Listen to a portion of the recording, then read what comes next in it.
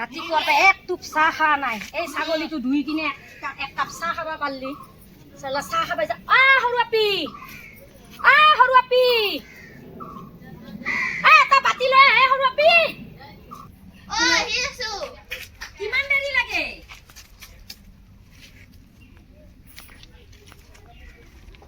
দে তাড়াতাড়ি দি। বাতিটো ডাঙৰ হেৰি হৈ গেলি নেকি?